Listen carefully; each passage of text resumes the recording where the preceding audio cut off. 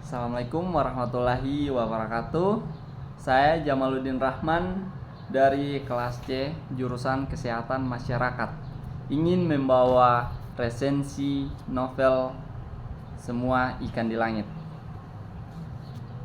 Baik, saya akan membacakan identitas bukunya. Judul buku Semua Ikan di Langit.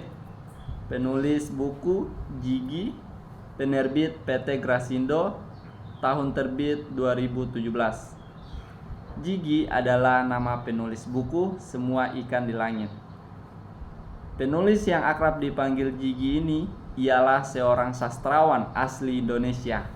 Dan novel ini ia berhasil membawa pembaca terakhir dalam kisah dengan tingkat imajinasi yang tinggi, di mana novel ini menceritakan kisah perjalanan bus Damri biasa.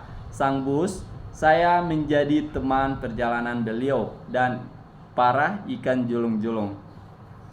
Apakah perjalanan saya sang bus Damri dengan beliau berjalan mulus?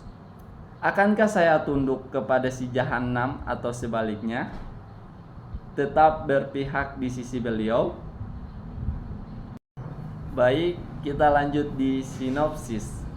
Saya, Bus Damri yang tak pernah bosan dengan pekerjaan sehari-harinya, yaitu berkeliling kota melalui trayek di Patiukur sampai Lewi Panjang. Suatu hari, diajak ikan julung-julung untuk menemani beliau berjalan-jalan mulai dari zaman sekarang hingga awal mula dan akhir suatu dunia. Trayek baru yang dikunjungi saya menjadi angkasa luas yang melintas dimensi ruang dan waktu. Perjalanan dimulai dengan menyelamatkan seekor kucing yang malang bernama Bastet. Ia lalu diturunkan di padang pasir luas agar ia bisa bergerak bebas. Kemudian di sebuah penjara luar angkasa, Nat ditemukan beserta anak-anaknya. Nat diselamatkan dan menjadi teman sederhana saya dengan beliau. Saya kemudian menceritakan hal yang membuat beliau senang, sedih, dan marah. Beliau senang ketika menjahit boneka untuk menemani anak-anak dari kegelapan malam. Beliau senang ketika dipuji oleh saya bahwa jahitannya indah. Beliau sedih ketika terjadi perang di Auschwitz, Jerman pada tahun 1944, di mana seorang wanita bernama Shoshana ketakutan karena habis membunuh seorang tentara Nazi yang baru saja membunuh kakak perempuannya. Beliau juga murka ketika melihat seorang pemuda yang kurang ajar menendang seorang kakek yang kurus kering sehingga mata pemuda tersebut dijahit salah satunya oleh beliau. Saya bercerita bahwa ia dibuatkan galaksi yang terbuat dari permen oleh beliau sebagai tanda kasih sayang beliau kepada saya. Mereka melanjutkan perjalanan bertemu dengan orang-orang baik, jahat, maupun yang membutuhkan pertolongan beliau. Mereka bertemu Cinar, pohon kehidupan yang berternak jiwa di luar angkasa. Saya diceritakan berbagai kisah menarik oleh Cinar. Ketika di bumi, anak Cinar, C, H, A, dan R juga menceritakan berbagai kisah yang menakjubkan. Namun, hanya satu yang salah mengusir ketenangan saya selama perjalanan berkeliling ke berbagai tempat yang melampaui ruang dan waktu.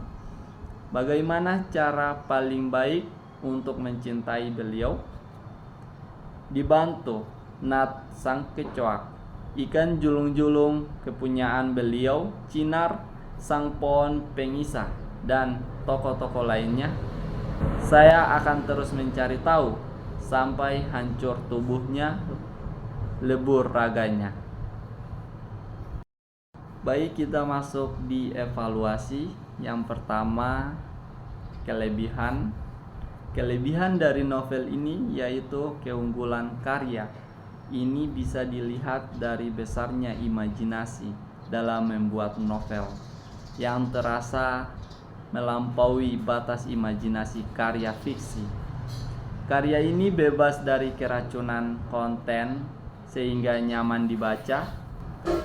Karya ini mengandung makna dan alergi tentang kehidupan yang tersaji indah, pelajaran baik dan buruk, tentang cinta dan benci, ketakutan, dan tentang penghambaan pada Tuhan. Baik, kita masuk di yang kedua, kekurangan. Kelemahan karya ini ditemukan dalam konflik cerita yang minim, penggunaan kata ganti, dan tokoh cerita yang suka berganti-ganti. Baik, kita masuk di bagian terakhir, penutup. Novel ini memiliki jalan cerita yang penuh fantasi dan menarik. Kisah Bus Damri dan anak laki-laki misterius yang akan membawa kamu ke sebuah fantasi yang seru. Ada juga beberapa cerita yang akan membuat kamu terbawa suasana karena pesan yang disampaikan oleh penulis. Tokoh-tokoh yang ada di dalam cerita juga dibuat unik, sehingga kamu dapat berimajinasi dengan karakter yang ditampilkan. Jika kamu menyukai cerita fantasi yang memiliki cerita unik, kamu tidak akan menyesal membaca buku ini. Baik, sekian dari saya, Jamaluddin Rahman. Assalamualaikum warahmatullahi wabarakatuh.